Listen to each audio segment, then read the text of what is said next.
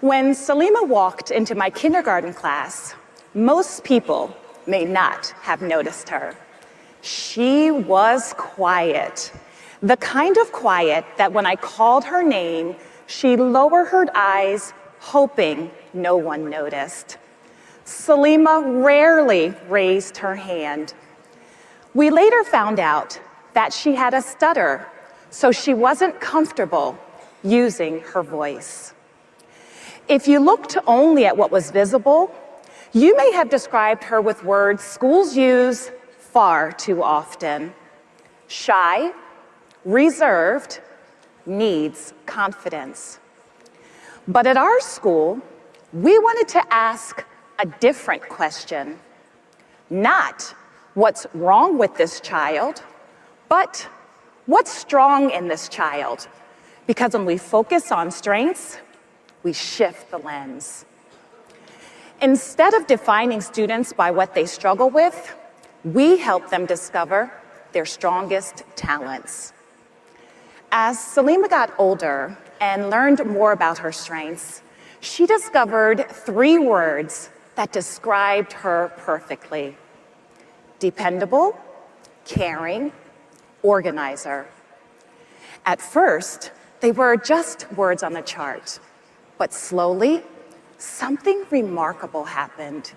They became a mirror that reflected Salima as she began to understand herself.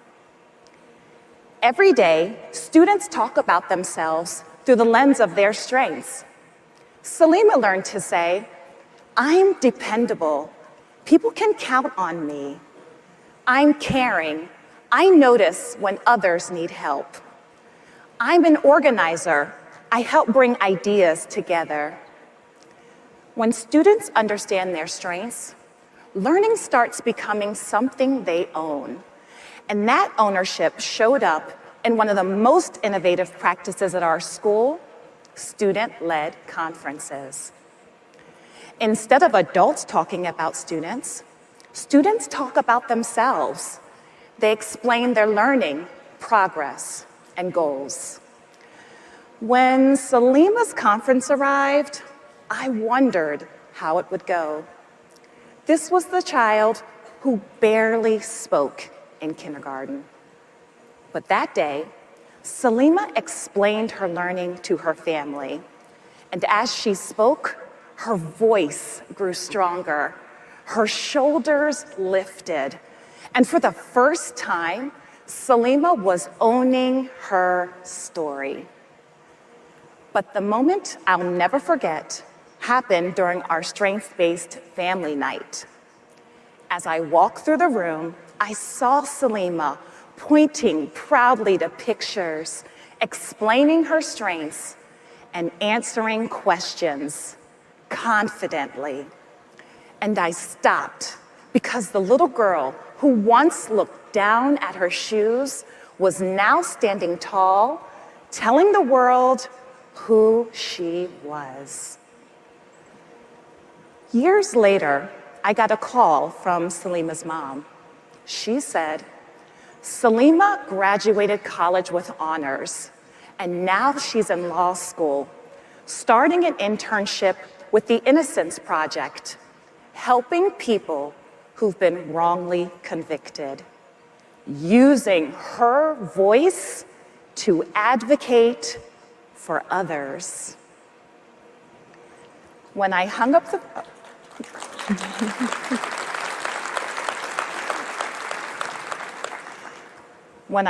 phone, I thought back to that quiet kindergartner, and I realized something.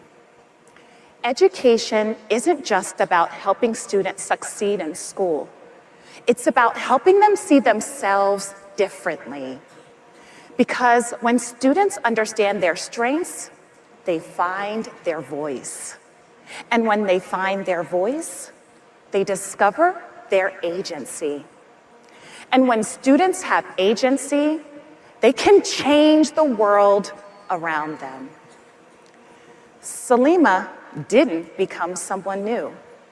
She learned to see what was already inside her. A voice powerful enough to change lives. That's the power of strengths-based learning. When we stop asking what's wrong and start investing in what's strong, we empower students to lead their own futures.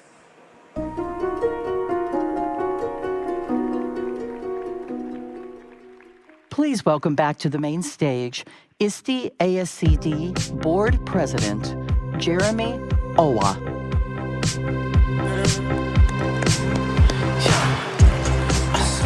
Good morning, good morning, good morning. What about Dr. Rachel Edo-Eke? Yes. What a phenomenal story. And listen, she's not just an international speaker, she's a practicing principal who lives the stories that she just shared with you. So give her another round of applause.